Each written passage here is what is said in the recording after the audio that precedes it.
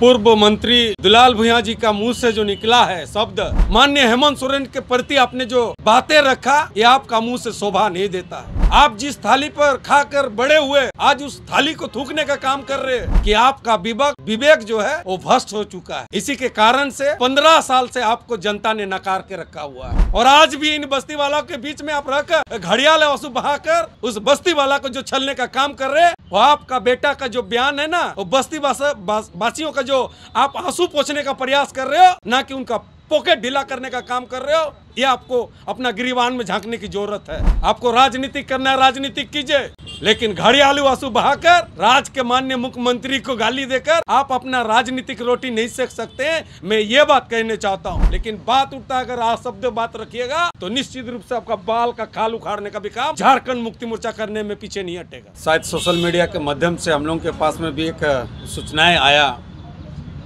और जिस तरह से भुइयाडी का मामला में जो दुलाल भुइयां जी का बयान आया, उस बयान पर हम लोग जिला कमेटी ने संज्ञान लिया और उसके चलते में मैं आज यहाँ प्रेस कॉन्फ्रेंस हम लोग करने जा रहे हैं। हम कहना ये चाहेंगे कि झारखंड मुक्ति मोर्चा सबसे पहला किसी तरह से हम लोग कमज़ोर नहीं है और जिस भाषा का उपयोग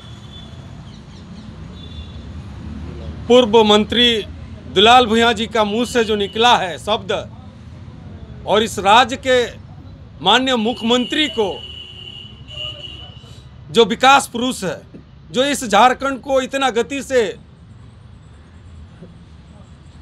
यहाँ के बेरोजगार रोजगार देने के लिए जो कार्य कर रहा है, जो सप्ताह भर पहले ही माननीय मुख्यमंत्री द्वारा 9,000 बेरोजगार लोगों को नौकरी देने का जो नियुक्ति पत्र बांटने का काम किया, ये काम को देखते हुए विपक्ष के लोगों का आंख में किरकिरी होना शुरू हो गया। और दुलाल भुइयां जी जिस तरह से बातें रखा, हो सकता है आपका मतभेद झारखंड मुक्ति मोर्चा से हो सकता है, लेकिन आपका शब्द का भाषा का प्रयोग जो विकास पुरुष माननीय हेमंत सोरेन के प्रति आपने जो बातें रखा, ये आपका मुंह से शोभा नहीं देता है। आप जिस थाली पर खाकर बड़े हुए, आज उस थाली को थूकने का काम कर रहे हैं। आपको पता होना चाहिए, ऊपर थूकेगा तो आपका सिर में ही गिरेगा।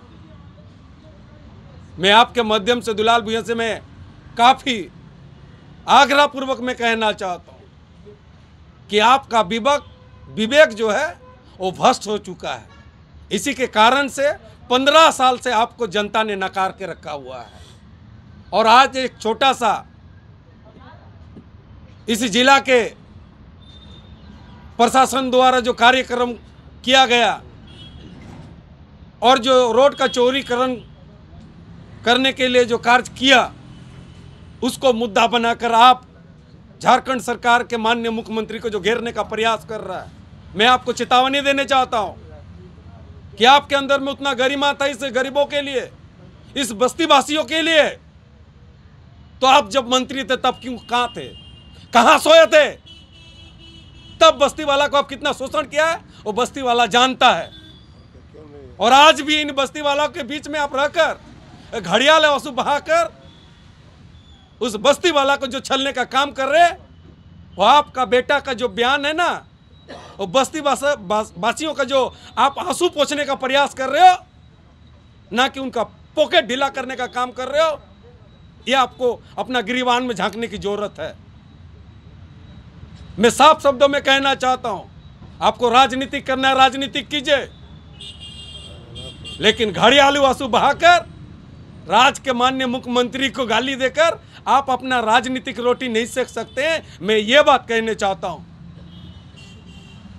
और सही से अगर आप लड़ाई लड़ने की चुनौती देते हैं तो झारखंड मुक्ति मोर्चा यहाँ किसी तरह से कमजोर नहीं है। इस बात को मैं कहना चाहता हूं, क्योंकि आप डूबता नैया हो, अब उगता सूरज नहीं हो, अब डूब रहे हो। आप अनप शनप बक के झारखंड में अपना नाम रोशन करने का प्रयास जो कर रहे हैं, ये कतई कभी बर्दाश्त नहीं करेंगे झारखंड मुक्ति मोर्चा। इसीलिए मैं आज इस बात को कहना चाहता हूं, आप बात रखिए, संवैधानिक रूप से बात रखिए, लड़ाई लड़िए, मैं आपके साथ में हूं।